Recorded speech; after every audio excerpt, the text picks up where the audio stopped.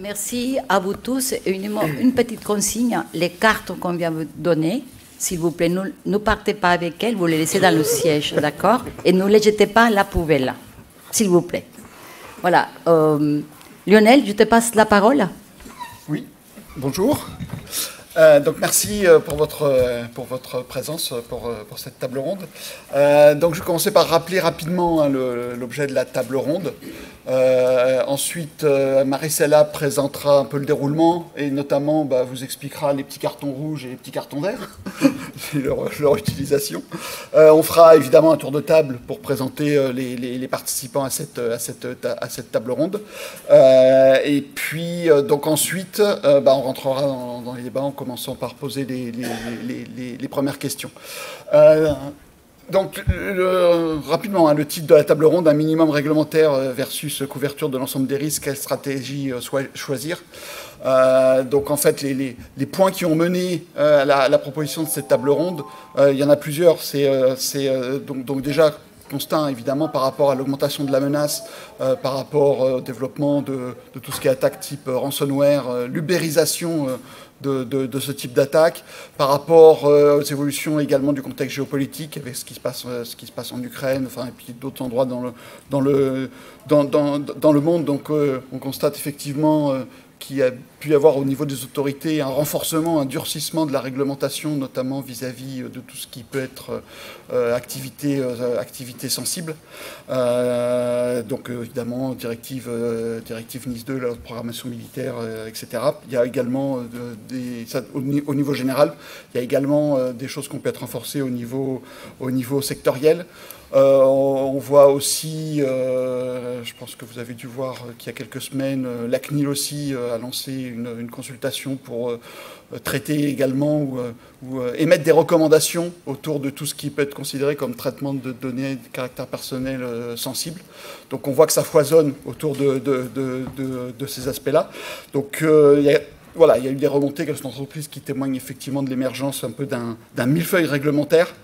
Et donc se pose la question de la duplication ou de la problématique de la prise en compte de l'ensemble de ces exigences, avec également, bien évidemment, l'objectif premier d'une démarche sécurité, c'est de traiter les risques métiers et de traiter les risques liés aux activités de son organisation. Donc voilà, donc l'objet de cette table ronde, ça va être de traiter à travers à peu près une dizaine de questions ces différents points et avoir les retours d'expérience de nos intervenants sur ces sujets.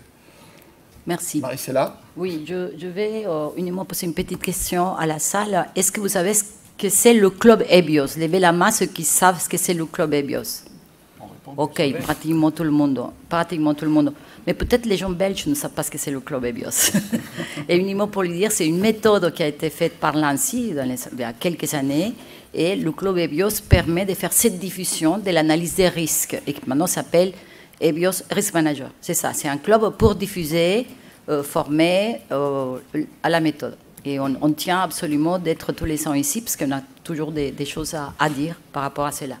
Et je vais demander maintenant, très rapidement... Excuse-moi, Marissa, du coup, juste pour rebondir oui, vas-y. Du coup, si vous voulez plus d'informations, après la session, vous pouvez venir nous voir. Donc, on a un stand au corridor des associations, donc c'est au même étage, un petit peu plus loin sur la gauche. Donc, n'hésitez pas à venir nous voir. Il y a des personnes qu'on a déjà vues, qui sont déjà passées. Donc, on vous présentera plus en détail le club, son fonctionnement, etc. Exactement. Et puis, vous aurez droit aussi à des goodies sympas. Voilà. Donc, je vais demander maintenant à chacun des intervenants de se présenter très rapidement. On commence par Christophe. Bonjour à tout le monde. Donc, je suis Christophe Loch, je suis RSSI du groupe Dassault Aviation. Dassault Aviation, vous connaissez, c'est un constructeur aéronautique qui fait des avions d'affaires, des jets, les Falcon, qui fait aussi des avions militaires, le Rafale, le Mirage 2000, des démonstrateurs de drones, etc. Plein de choses. Travaille sur les projets européens, les nouveaux projets européens pour les nouveaux avions. On a d'un côté en fait un besoin de compétitivité sur le jet d'affaires, parce que voilà, on a des compétiteurs, et d'un autre côté, pour la partie militaire, haute technologie, défense, beaucoup de confidentialité, ces choses-là. Donc il faut être capable d'allier les deux. Et on fait ça sur un même réseau. Alors je ne parle pas du classifié de défense, bien évidemment, qui est un réseau séparé, mais le diffusion restreinte et le civil, on le fait sur un même réseau, dans un réseau segmenté, et on applique en fait une multitude de réglementations, et là on est complètement dans le sujet. Merci Christophe. Jean-Baptiste. Oui, bonjour à tous, Jean-Baptiste Stuclic. Donc, je suis directeur cybersécurité de la branche grand public et numérique de la Poste. Concrètement, ça veut dire que je suis RSSI de tous les bureaux de poste de France, de Monaco, d'Andorre et de Navarre, et puis également des sites web de la Poste aussi, de la Poste.fr. Et on a également à la Poste toute une partie d'activités, Pronote pour les carnets de notes des lycéens, on a aussi des activités dans la santé, donc tout ça fait un ensemble assez vaste dont il faut gérer la sécurité. Et c'est mon quotidien. Voilà. Merci Jean-Baptiste. Fabien. Alors, jusqu'à il y a 3 jours, j'avais le bonheur d'être le CISO d'une grande entreprise qui avait parmi ses clients, notamment quelques-uns qui se sont présentés ici. Je suis aujourd'hui chez Positive Thinking Company, donc ce n'est pas indiqué dans le flyer. Et nous faisons aujourd'hui un développement de l'offre SOC qu'on est en train de lancer. Mais auparavant, j'ai effectivement aussi dans des secteurs aéronautiques, dans des secteurs plus axés sur le nucléaire, civil. Et donc, aujourd'hui, j'interviens plutôt dans le cadre, du coup, de mon aspect conseil pour d'autres entreprises au préalable. Donc, je vous parlerai d'expériences passées et de ce que ça implique pour le futur. Très bien, merci Fabien. Et Mathieu. Mathieu, oui. Bonjour à tous, donc, je m'appelle Mathieu Couturier, je suis chef adjoint de la division management de la sécurité numérique au sein de la sous-direction stratégie de l'ANSSI. Je pense que tout le monde connaît l'ANSSI. C'est une division qui a comme responsabilité 3 grands périmètres d'activité: l'ingénierie du cadre réglementaire et normatif, le management des risques cyber, et notamment la partie bio-CRM qui était évoquée, et les homologations, et la partie management des crises cyber. Donc c'est notamment cette division qui travaille sur les réglementations et qui produit tout un tas de doctrines sur les thématiques du risque, de la crise et de la résilience plus largement. Merci Mathieu. Et Lionel, tu t'es pas présenté? Non. Nous sommes les animateurs. Donc Voilà. Lionel Wodisławski, donc voilà, moi je suis administrateur du club EBIOS depuis maintenant un peu plus de 3 ans. Voilà, donc je vais effectivement co-animer cette table ronde avec Maricela. Moi rapidement j'ai un passé un peu multicasquette. J'ai commencé ma carrière à la DGA, j'ai été en poste au ministère de l'Industrie, j'ai fait un passage chez Ernst & Young, j'ai été directeur associé après chez Opida, donc une société spécialisée cybersécurité. J'ai été DSI RSSI dans une boîte ensuite spécialisée dans la collecte et le traitement de données dans le domaine de la santé. Et voilà. Et depuis fin 2018, je suis à mon compte, auditeur et consultant à mon compte. Merci. Donc moi, très rapide, hein, ça fait quelques années que je suis dans la sécurité, je ne donne pas mon curriculum vitae, mais je suis administrateur de Club EBIOS. J'étais la responsable des réunions courantes pendant 4 ans, mais j'ai passé la main puisqu'il faut la place à des gens plus jeunes qui soient beaucoup plus actifs, il faut qu'ils se bougent aussi. Et voilà, ça fait quelques années que je gère cette table ronde, j'espère qu'on pourra répondre à des questions à ces sujets-là. Alors, comme Lionel l'a dit, on va poser des questions à les personnes qui sont présentes ici dans cette panel-là. Ils vont répondre, on a des questions pour certains, pour d'autres moi, et ensuite on aura des questions pour la salle, et on va vous poser des questions. Les questions vont être affichées. Donc, attention à ce que vous répondez, d'accord? Et ça sera soit rouge ou soit vert, c'est selon la question. Donc voilà, c'est pour ça qu'on vous donne des cartons pour vous faire réagir et voir de quelle manière aussi cette interactivité par rapport aux questions qu'on se pose aujourd'hui. C'est OK pour tout le monde? D'accord, on y va. On n'a pas Alors, vu... juste simplement, Marissa, pour rappeler que voilà, les intervenants se sont engagés à fournir un certain nombre d'informations liées à leurs activités, à leur société, etc. Donc, on demandait qu'il y ait un certain niveau de confidentialité. Donc, la séance ne sera pas enregistrée. Je vous remercie de ne pas enregistrer, de ne pas filmer pour respecter les intervenants et leurs demandes. Merci. Vous pouvez prendre des notes, mais à titre personnel. Je partage l'information après Astra. Très bien, on peut démarrer. Et on a disposition pour leur photo, non? Faire une photo Lionel. Non, c'est toi qui commences, Maricela. C'est moi qui commence les questions? T'es sûr? Oui, je suis sûr. Ah oui, certaine, oui. D'accord, bah écoutez, je vais poser les questions. voilà, vous la voyez tous, là, les étudiants qui sont devant, et c'est quelle est l'importance des réglementations cyber dans vos entités? La question, elle est pour les 4 intervenants. Donc, l'importance des réglementations dans vos activités et les principales difficultés que vous rencontrez en termes d'analyse des risques en liaison avec cette conformité multiple des référentiels réglementaires et comment vous arrivez à vous en sortir. Donc, on va peut-être poser la première. Quelle est l'importance de cette réglementation cyber? J'ai envie de poser la question à Fabien d'abord. Merci Marie-Charles, avec l'honneur. Du coup, effectivement, dépendant un petit peu des entreprises dans lesquelles je me suis retrouvé, typiquement, on peut se retrouver avec des infrastructures vieillissantes et une réglementation très poussée, avec des systèmes notamment restreints, qui nous amènent, en fonction du scope et de la cartographie, on y viendra plus tard, à avoir de grosses difficultés pour apprécier le risque sur ces systèmes et pour y pallier. On peut avoir également des cas avec des entreprises qui reçoivent leurs clients sur des îlots de production. Ça peut amener du coup des systèmes de production qui réceptionnent des productions diverses pour divers clients dans la même journée. Il est difficile pour nous de faire sortir de la salle l'ensemble des employés et de disons, mettre un système de production à l'arrêt pour pouvoir osciller d'un client à l'autre et d'une production à l'autre dans un timing très court. Donc ça pose des questions de qualification de la donnée, de qualification du SI.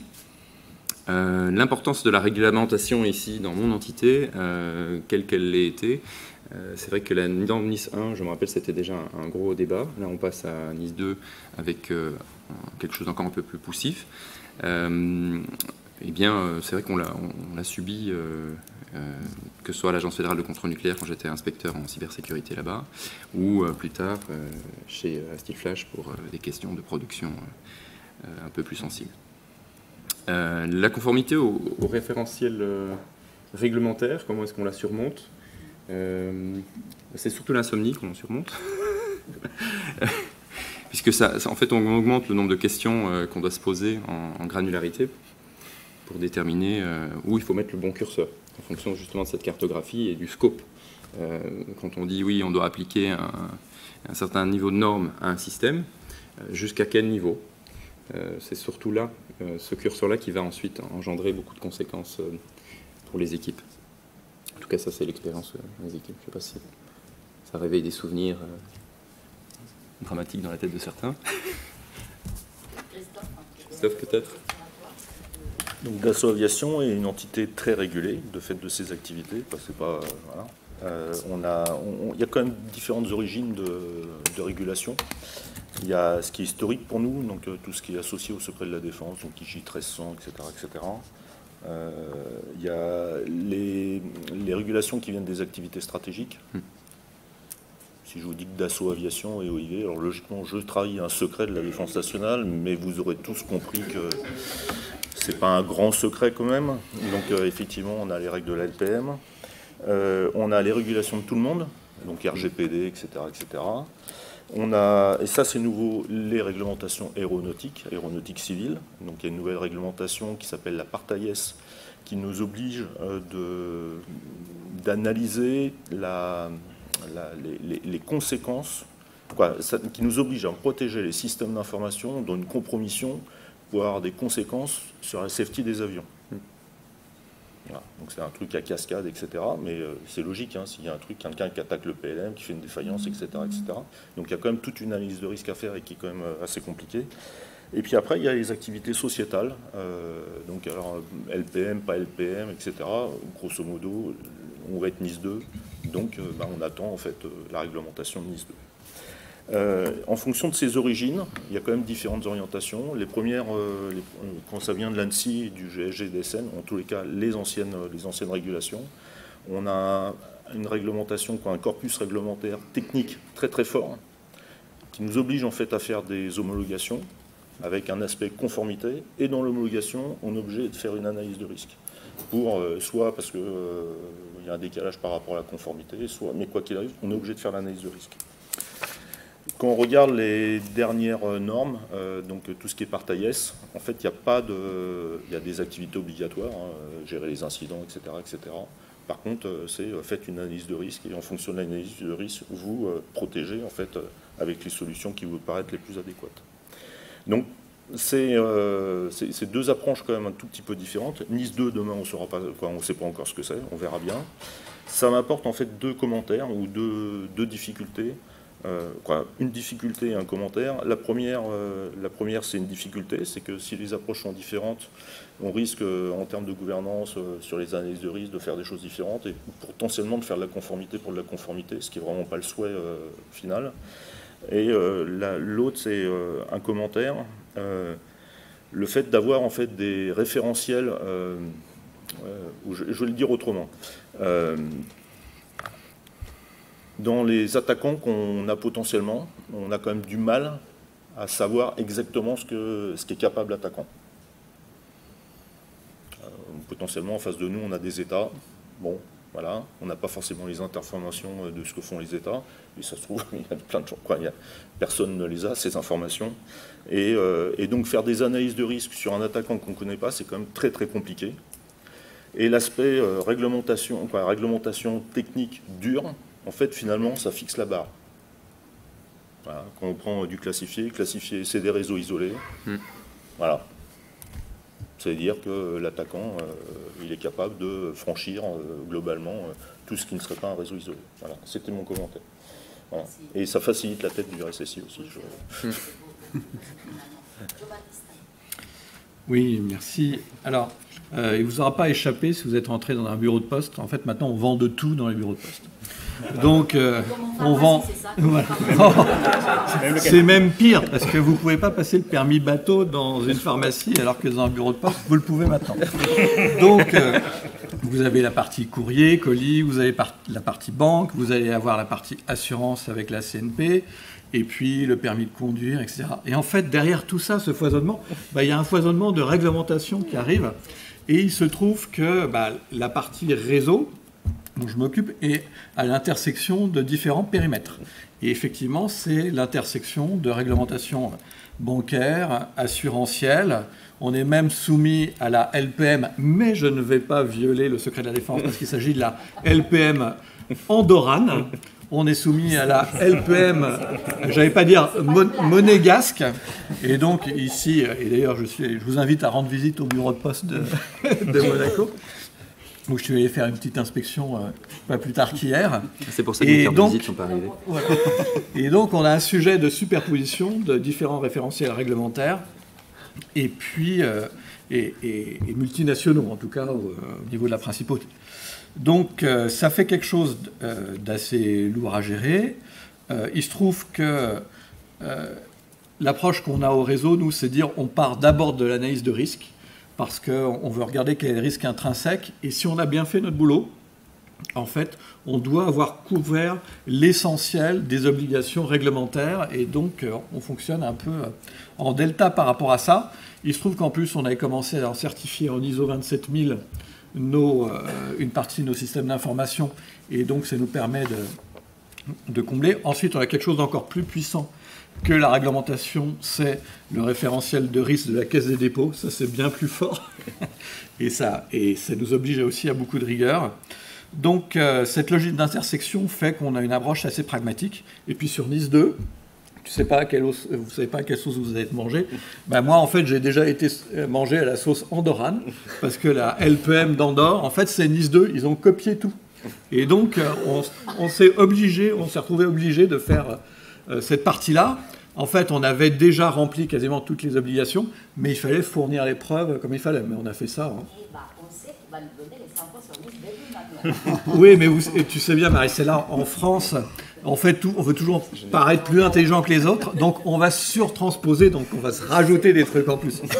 Donc, ça fait quand même pas mal de choses, et j'en finis. On essaie d'utiliser des outils pour minimiser, par exemple, TrustHQ, il y a plusieurs solutions qui permettent de faire qu'ensuite, dans chaque référentiel, on a déjà fourni des règles, donc ça nous permet de gagner du temps, et c'est comme ça qu'on réussit à gérer de manière relativement efficace, mais on apprend en marchant également.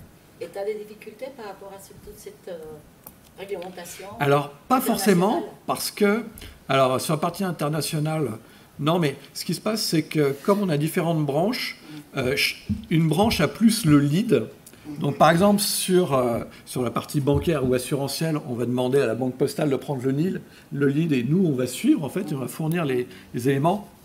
En revanche, franchement, sur Nice 2, comme il va y avoir Nice 2 banque, Nice 2 assurance et Nice 2 colis et messagerie, là, il va peut-être falloir le gérer différemment parce que ça va être une joyeuse mêlée gauloise. Voilà. J'espère que tu auras beaucoup de collaborateurs pour t'aider à faire ça. J'espère aussi. Très bien. Lionel, je crois qu'on va poser des questions. Oui, avant de passer la parole à Mathieu. Oui. Avant de passer la parole à la défense. Oui, allez, vas-y, Mathieu. Non, avant de passer la parole à Mathieu, on va justement... Oui, tout à fait, pour que Mathieu il ait un paysage complet, qu'il puisse se positionner sur plein de choses. Attention à vos cartes. J'ai une hein. cible. aussi par là. Première question. Alors, première question, effectivement, donc vous avez eu des retours très intéressants et puis complémentaires par rapport à ces aspects un peu multi-réglementation, empilement, etc. Mais en fait, déjà, la première question qu'on souhaitait vous poser, c'est est-ce que vous estimez que la multiplication de réglementation, vous voyez ça plus comme un frein à une démarche d'analyse de risque répondant à vos besoins, ou au contraire, est-ce que ça peut être un facilitateur? Dans certains cas, la réglementation peut justement... au niveau du RSSI, l'aider dans le lancement de certaines démarches. Donc si vous estimez que c'est plutôt un frein carton rouge, si c'est plutôt un facilitateur carton vert. D'abord, la première, facilitateur. Il y a nettement plus de cartons verts, a priori. Le régulateur s'en sent soulagé. Laissez les verts là, restez les deux choses. Inflation léger. Ouais, il y a nettement plus de cartons verts, a priori. Merci bien. Et la deuxième question, c'est estimez-vous que la stricte conformité aux obligations réglementaires est suffisante pour couvrir tous les risques par rapport à vos spécificités, vos besoins métiers, etc. Donc si vous estimez que c'est suffisant, carton vert, oui, sinon c'est non, carton rouge. Alors on va poser la question pourquoi. Alors, rouge, tiens. Je te remercie. Non, mais c'est juste pour dire que des réglementations, on en a. Moi, je suis dans la même situation que Christophe. Il y en a énormément. Et clairement, il y a des pans qui sont complètement oubliés. Voilà. Et du fait... Et pourquoi j'ai répondu carton vert à la question juste avant, c'est parce que justement, il y a tellement de réglementations, on doit s'assurer de la conformité, les analyses de risque, pendant ce temps, on n'a pas vraiment le temps de les faire. Donc on bouffe pas mal de kérosène sur des sujets, beaucoup de sujets, et les analyses de risque, de mon point de vue, sont généralement pas poussées à fond. On se retrouve souvent avec du copier-coller, toujours les mêmes risques qui sont avancés. Voilà aussi pourquoi j'ai répondu rouge au dossier. Super, merci beaucoup. On va poser la question à Mathieu. Alors,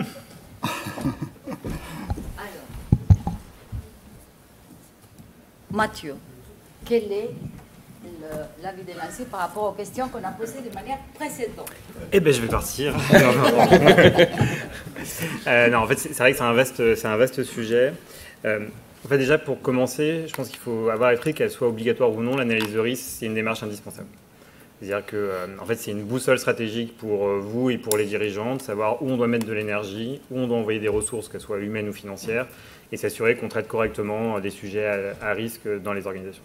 Et ça, c'est un point qu'il faut vraiment garder en tête. Le régulateur, et je ne parle pas vraiment que l'ANSSI, mais en règle générale, les régulateurs, ce qu'ils ont besoin, et on y reviendra dans la seconde partie de la table ronde, mais on a besoin de s'assurer que les organisations, elles ont cette démarche vertueuse qui est en place. J'identifie mes risques résiduels, j'ai un plan d'action, je suis mon plan d'action, et donc on va couvrir les vulnérabilités potentielles, les risques potentiels, et éviter qu'ils surviennent. Quand ça survient, je rappelle, ça part en crise, et après, dans certains secteurs, on est un peu embêté. Donc c'est cette démarche vertueuse en fait qu'il faut qu'on s'assure en fait que les organisations aient en place. Après, ce qui est certain, c'est qu'en fonction des secteurs, en fonction des réglementations, mais aussi de l'intention du régulateur, on va avoir des niveaux d'exigence qui vont être plus ou moins importants, plus ou moins précises. On a une période où on était beaucoup dans des démarches très prescriptives, ce qui va être de moins en moins le cas, je pense, aujourd'hui. Et donc, schématiquement, je dirais qu'on peut avoir deux types d'approches. Soit la pure approche par conformité, de type vraiment des exigences d'auto-évaluation en disant conforme, pas conforme, etc. Et expliquer pourquoi on n'est pas conforme, ou une approche plus, je dirais, plus par objectif, plus souple, qui va permettre de montrer un peu là où on va, comment on y répond, et avec une démarche un peu moins prescriptive. Ces deux approches-là sont pas opposées, c'est pas deux approches différentes, elles sont plutôt complémentaires. C'est un peu comme, des étages d'une fusée. Et d'ailleurs, EBIO-CRM, on peut faire un peu de promotion d'EBIO-CRM, mais aussi dans cette réflexion, dans toute cette démarche-là. C'est-à-dire qu'on a un premier niveau qui est vraiment minimum, qui est l'hygiène de sécurité. Ensuite, un second niveau qui est les exigences réglementaires, et un troisième niveau qui va plutôt être l'usage de la meilleure compréhension des menaces qui touchent l'organisation, son contexte, et donc à de manière un peu plus adaptée. Donc vraiment à l'approche par les risques. Et donc tout ça, c'est complémentaire, en fait, ça ne s'oppose pas. Et donc ce qui pour nous est vraiment essentiel, c'est d'avoir cette complémentarité-là. Donc pour nous, en fait, la réglementation n'est pas un frein, bien au contraire, c'est un levier pour aussi aider les organisations à aller de l'avant. Après, faut que je sois assez clair, mais en fait, ce qui nous intéresse en tant que régulateur, c'est faire avancer les grandes masses. Donc c'est sûr que en fait, le cas individuel d'un secteur très particulier, etc., c'est sûr que dans des réglementations qui sont très généralistes, c'est difficile d'intégrer ces spécificités-là. Et donc, quand on doit agir au niveau national, on est obligé d'avoir des réglementations qui sont larges et qui embrassent un peu tout. On a quand même conscience qu'on a parlé un peu de millefeuille réglementaire. On a conscience de ce millefeuille. On sait qu'il existe. On sait qu'il y a beaucoup de réglementations différentes avec beaucoup de référentiels différents qui doivent être appliqués par les organisations. Donc il n'y a pas de déni de l'ANSSI et même des régulateurs. Et aujourd'hui, on a besoin, je dirais, de l'intelligence collective pour aussi éviter de démultiplier les référentiels. En fait, les régulateurs font des référentiels et après, il y a plein de référentiels un peu infra-réglementaires qui apparaissent dans des secteurs, dans des réseaux, etc., et qui deviennent applicables dans des organisations. Et c'est ça qu'il faut qu'on arrive collectivement aussi à terme, un peu à tuer, pour qu'on ait en fait un socle unique, partagé, une sorte de grammaire commune que tout le monde va pouvoir appliquer. Parce qu'il n'y a rien de pire de se dire on va avoir des exigences qui concrètement couvrent à peu près la même chose, qui sont écrites un petit peu différemment, mais qui sont vraiment sujets à une interprétation tellement différente qu'à la fin, en fait, on fait des choses complètement différentes. Et c'est dans cet état d'esprit qu'on construit, tout le travail qu'on fait sur NIS 2, en fait, est fait dans cet état d'esprit-là. On veut essayer on veut pas que essayer, on est vraiment dans cette dynamique-là, d'essayer d'avoir une simplification, en fait, du cadre réglementaire et de ne pas apporter encore une brique par-dessus l'ensemble qui va apporter plus de complexification à tout le monde. Et donc, concrètement, au sein de l'agence, on a lancé un énorme chantier de simplification réglementaire, dont NIS 2 est un peu un jalon pour nous, pour pouvoir simplifier un peu tout ça. Sauf qu'on a tout un passé sur la réglementation et ça ne peut pas se régler d'un claquement de doigts. Et donc, ça va être du temps long. Il y a des choses qui vont se faire progressivement et ça ne pourra pas tout se régler. NIS 2 ne réglera pas tout. Et donc, ça prendra un peu de temps. Et après, le dernier point que je voulais évoquer sur ce sujet, c'était que on parle de l'ANSSI, des autres régulateurs nationaux, mais en fait, au niveau européen, il y a aussi énormément de choses qui se font. Et en fait, la France n'est pas toute seule. C'est-à-dire que lorsqu'on travaille avec d'autres États membres, notamment si on parle le cas de NIS 2, il y a des référentiels non obligatoires, mais qui sont en train de négocier au niveau européen. Et en fait, la France négocie avec les autres États membres, les autres agences nationales, pour pouvoir arriver à des consensus en fait, sur des référentiels qui pourront être utilisés par les États membres dans le cadre de leur transposition nationale.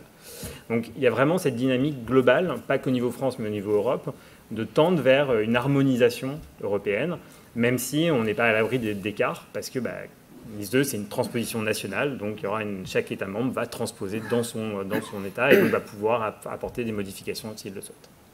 Merci beaucoup, Mathieu. Je vais vous demander pour la question suivante 2 minutes pour chacun des intervenants. Ce sera Fabien et Christophe. 2 minutes. Oui, tout Tout à fait. Donc pour Fabien et Christophe, donc en fonction effectivement de vos expériences actuelles et passées, donc 2 questions. Voilà. Quelle approche pour la couverture des risques, donc par rapport à une approche type plan multi-annuel d'analyse de risque, ce qu'on peut appeler la stratégie de l'entonnoir, donc à partir d'une première analyse macro qui ensuite se raffine au fur et à mesure. Et plus particulièrement, comment est-ce que ça impacte ou a impacté votre organisation au niveau opérationnel?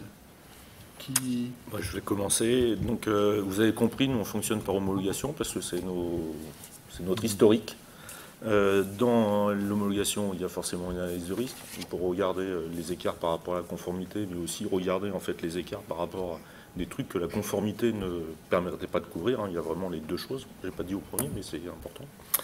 Les homologations, c'est une durée de vie limitée, donc de 2 ans à 5 ans suivant le niveau. Donc forcément, on a un plan pluriannuel. Voilà. Plan qui dépend de la durée de validité de l'homologation, qui dépend en fait des PACS, parce qu'on a quoi des PACS, des plans de conformité, des plans d'amélioration continue de la sécurité, pardon, qui permet en fait de définir des étapes. Donc potentiellement une étape importante, on se dit on refait une homologation. Et on négocie ça dans la commission d'homologation. Et puis ça peut être aussi des évolutions majeures en fait, sur le système d'information ou pourquoi pas en fait, sur la menace. Donc un plan pluriannuel. Alors comment nous on fonctionne? On a des homologations par couche. Alors je ne sais pas si c'est par entonnoir, par couche. Oui. On est dans le ménager, voilà. Mais en fait, on fait une homologation de socle, on définit un socle avec tous les systèmes, les AD, les réseaux, les machins, etc. On définit un système d'information, ça va respecter telle règle, les règles de la PSSI pour faire simple. On a par exemple l'image du poste de travail qui est dedans. Et on fait une homologation comme ça. Alors il y a du vrai physique, il y a du vrai truc, parce qu'un AD et un réseau, c'est du vrai truc. Et en même temps, en fait, il y a un système d'information virtuel et on analyse des risques en fait, sur système d'information virtuel. Donc on fait une homologation de socle et au-dessus, on fait des homologations, alors on n'a pas trouvé le terme, on appelle ça simplifié, de tous les systèmes, des systèmes en fait, qui reposent sur ce socle. Soit parce qu'il y a des écarts, soit parce qu'il y a des risques complémentaires sur ce système, parce que je ne sais pas, il y a un petit peu plus de problèmes d'intégrité. Le J1300, c'est la confidentialité, même si avec les mesures de la confidentialité, on traite des mesures d'intégrité. Voilà. Et la dernière chose, c'est on a des passages obligés annuels qui sont plutôt des synthèses d'analyse de risque, des synthèses d'homologation. On a le comité des risques, voilà. Donc là, on va présenter en fait notre synthèse d'analyse de risque et on a aussi le passage devant les commissaires aux comptes. Voilà. Tous les commissaires aux comptes maintenant viennent voir le RSSI, bonjour, etc., etc. Donc on a au moins cette chose-là. Et puis tout bien, le PDG veut nous voir aussi une fois par an. Donc en synthèse, on a un plan pluriannuel, on a des passages annuels et après on a une stratégie alors par couche, par entonnoir. Vous avez compris, il y a un socle et puis on rajoute des trucs par-dessus. Et on a quand même un risque avec Nice 2. Tout le bouleversement de cette belle mécanique, pour moi, c'est voilà. En tous les cas, déjà avec la part AIS, le risque il existe. On verra bien l'année prochaine quand on se reverra. Merci Christophe. Fabien. Du coup, je vais revenir sur ce que tu disais, Mathieu, jusqu'avant que Christophe prenne la parole. C'est mieux de faire des exercices de crise. Oui, moi je dis toujours, je fais de la crise, pas d'exercices de crise, malheureusement. Puisque avant de se poser la question de la réglementation, il ne faut pas être en mode pompier. Donc, après 3 semaines au sein de ma précédente entreprise, on a été victime d'une cyberattaque russe. Ça a été, je pense, un levier à tout niveau pour conscientiser du risque et pour mettre en place les bons plans d'analyse de risque corrélés, en plus du fait d'avoir couvert le risque assez rapidement. Donc les systèmes homologués, effectivement, j'en ai vu plusieurs dans diverses entités, mais la dernière, effectivement, avait des systèmes homologués. Peut-être un bémol à ces systèmes homologués, c'est le manque de souplesse, puisque, évidemment, quand on doit réhomologuer, ne serait-ce qu'un petit détail d'un plan de carte, donc on faisait des PCB. Je ne sais pas s'il y a des électroniciens dans la salle. Vous pouvez répondre rouge ou vert, hein. On n'est pas obligé de le faire seulement pendant les pauses. Vous savez ce que c'est qu'un PCB? Un printed cardboard, en fait. C'est un circuit électronique sur lequel on pose des composants et puis on vient les fixer dans un four. On peut les faire traversant et on met diverses oui, exactement. On n'était pas fondeur, hein, mais on ne faisait pas les puces, mais on les posait sur les cartes. Et donc on doit designer ces cartes. Le design de la carte est homologué et est sensible. en soi, puisqu'il y a un fichier qui contient l'ensemble de la bill of material, l'ensemble des composants, et c'est sensible. C'est sensible de savoir quelle est l'affectation de cette carte, dans quel type d'aéronef elle va finir par se retrouver. C'est sensible également de savoir combien de quantités de cartes vont être sur le marché, puisqu'on va savoir combien il y a d'aéronefs en l'air. Et donc, effectivement, on peut déterminer, en fonction du type de carte, ce à quoi on a affaire.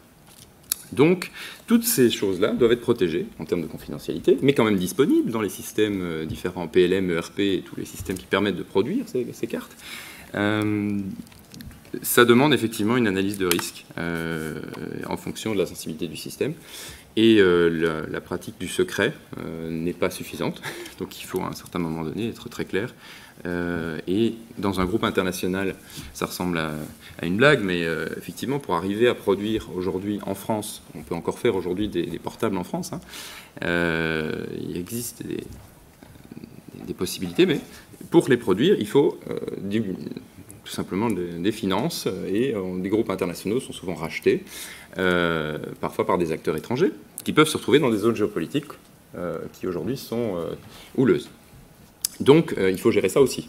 On a parfois un board qui est outre-Atlantique, et donc l'explosion réglementaire n'est pas qu'européenne, puisqu'on a des normes américaines, on a également le NIST qu'on doit respecter, on va avoir TISAX pour ce qui est automotive, quand on fait les Tesla, on va avoir également l'ISO, et donc il faut des tables de conversion, où il faut en tout cas s'accorder avec ses différents clients pour ne pas passer son temps à envoyer des questionnaires.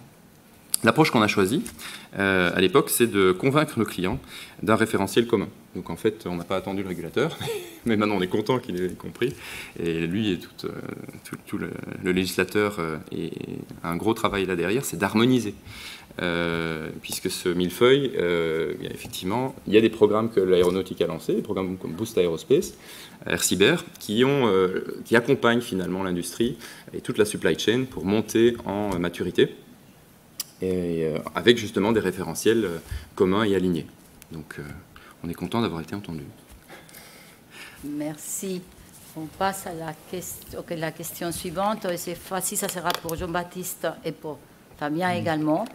Comment tu évalues le coût du plan d'amélioration continue de la sécurité, Jean-Baptiste, par rapport, en plus, tu en connais pas mal, issu de ces analyses de risques, et quel est le modèle économique de la Poste? Est-ce que tu peux les optimiser? Alors, merci. En 2 minutes, je vais d'abord remercier hein. oui, Fabienne de nous avoir appris que PCB, c'était pas seulement le Parti communiste bulgare, mais une référence en matière de yaourt. Et donc, sur le coût des plans d'amélioration continue de la sécurité, il est très simple à calculer, en tout cas au moins à la Poste. Il est égal au coût du recrutement d'un ancien directeur général de l'ANSSI. Il fait tout et nous on fait le reste.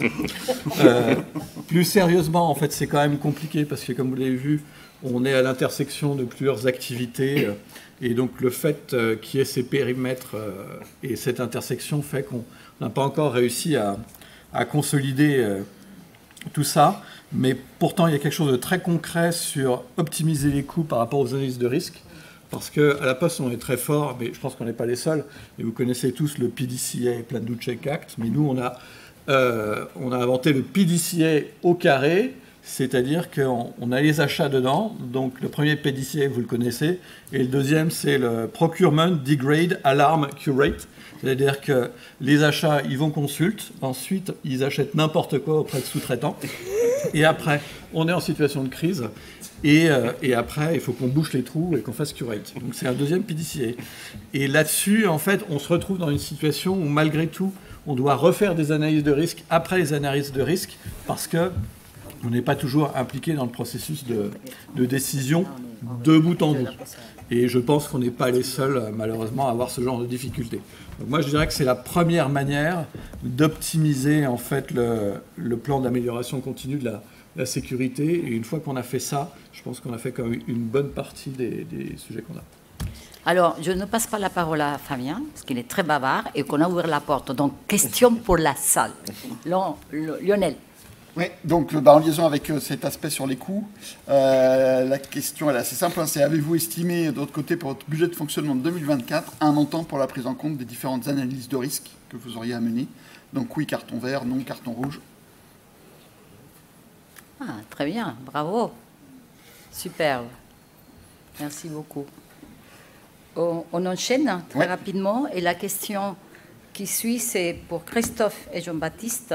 En fait, quel est l'engagement de votre direction générale au niveau des exigences cyber?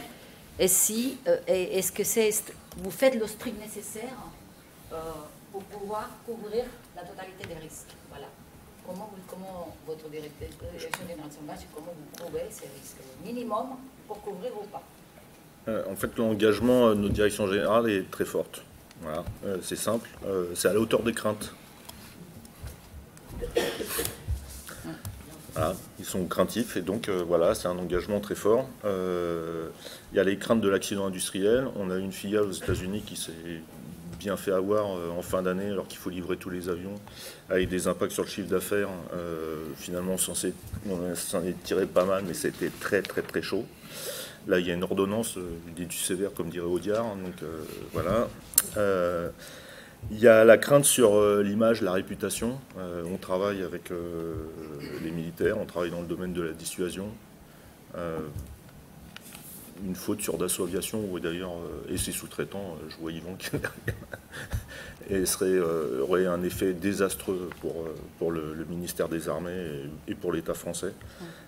Et une crainte sur les risques essentiels, donc qui sont la perte de secret, et donc la perte de compétitivité, le piégeage de nos avions, qu'ils soient militaires ou qu'ils soient civils, parce que c'est quelque chose qu'il faut imaginer. Le sabotage, et après le sabotage de nos installations industrielles, mais aussi on parle de guerre de haute intensité.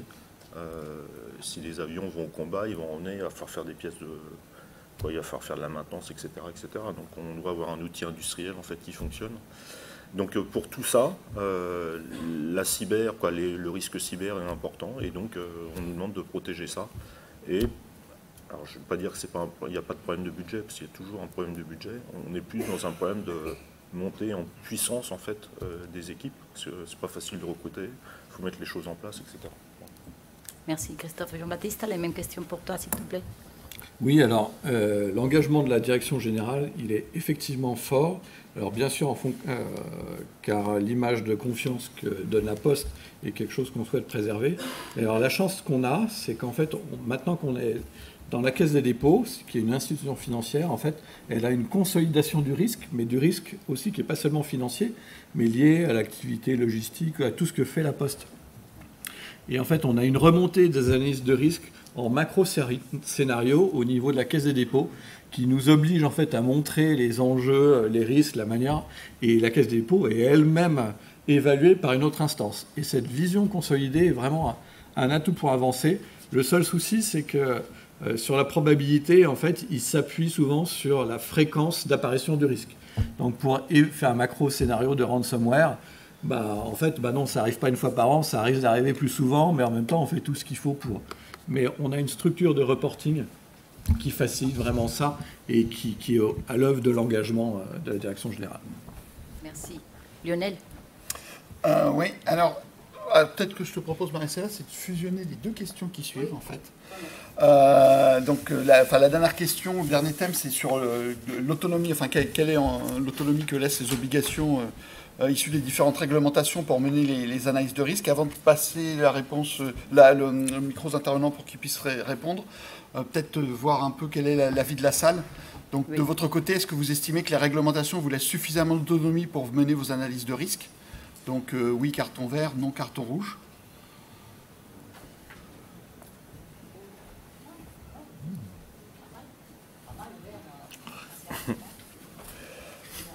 Donc, du coup, du côté de nos intervenants, donc quelle autonomie laisse ces obligations issues des différentes réglementations, notamment, du coup, par rapport au-delà des aspects réglementaires, des contraintes métiers, des obligations contractuelles que vous pouvez avoir, qui... Je vais faire gagner du temps. Oui, l'autonomie est totale. Donc, la réglementation, en fait, n'impose rien en fait aux analyses de risque. On peut les faire comme on veut, machin chose, etc. Donc, il n'y a pas de contrainte. Par contre, il y avait un rouge en fait derrière. Et... C'est intéressant. Il y a des jours rouges là-bas. Oui, il y a Thierry, je ne vais pas le nommer. Non. Alors moi, j'ajouterais que de manière paradoxale, en fait, la réglementation enrichit l'analyse de risque parce qu'en fait, on inclut le risque réglementaire dans l'analyse de risque elle-même. Et c'est aussi un élément qui permet de faciliter la persuasion de la direction générale. Donc de ce point de vue-là, il n'y a pas antinomie et ça permet d'avancer vraiment. Très bien. Quelque chose à rajouter? Non, je dirais qu'effectivement, cette autonomie-là permet aussi de faire face à des nouveaux, des risques émergents qui fluctuent en day-to-day. Je veux dire, des vulnérabilités aujourd'hui sur des systèmes, si on doit s'occuper de toutes ces vulnérabilités, c'est une inflation beaucoup plus grande que l'inflation législative. Donc, on pourrait occuper un temps plein toute l'année. Nous, la direction générale, pour revenir à la question précédente, donnait des étudiants pour ça. Donc, c'était déjà la main-d'œuvre qui permettait d'avancer et de suivre ces plans d'analyse de risque et les remédiations associées. C'est même très efficace parce qu'ils sont très motivés pour aller jusqu'au bout de la résolution et pour convaincre aussi avec un esprit neuf et regarder ces vulnérabilités également avec un œil nouveau. Mais il y a une priorisation à faire sur ces différentes vulnérabilités. Ça, c'est le gros souci. Je reviens au tout début où on disait le scope est important. Si on exclut un système et qu'une direction générale se dit bah oui, on se concentre juste sur le système de combustion par exemple, et on ne regarde pas le système de communication de l'avion et qu'on l'homologue, bah oui, effectivement, tout est au vert, c'est bien, mais on a exclu toute une série de risques dramatiques. Et oui, il faut pouvoir apprécier un risque et c'est le scope qui est extrêmement important là. Je m'arrête là.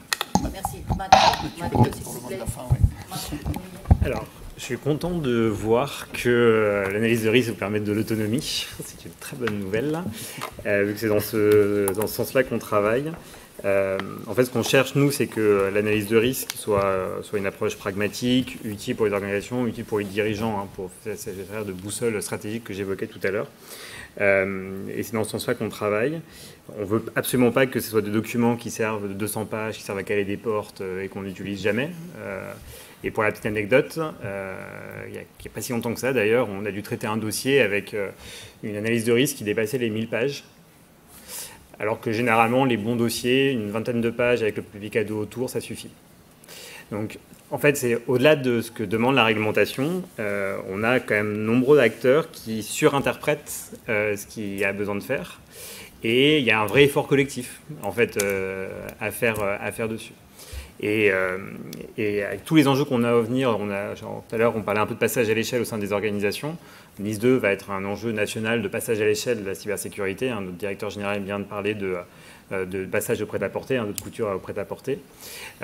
Et c'est vrai que si on veut que ce passage à l'échelle fonctionne, collectivement, l'usage de l'analyse de risque comme outil stratégique va être extrêmement important. Parce que c'est ça qui va permettre de guider l'action, de prioriser, de démontrer aussi pourquoi on fait tel ou tel choix de sécurisation, pourquoi on décide de traiter en priorité ce périmètre-là et pas ce périmètre-là, puisque NIS 2, contrairement à NIS 1 ou la LPM, ça s'applique sur l'ensemble des systèmes. Donc en fait, l'analyse de risque va devenir un outil encore plus important dans le futur. Et donc, d'utiliser cette analyse de risque comme un véritable outil stratégique pour vos dirigeants, ça va devenir capital et ça va devenir un vrai facteur clé de succès pour l'avenir. Est-ce qu'il y a des questions dans la salle? Avez-vous des questions pour les... Oui, alors, j'arrive.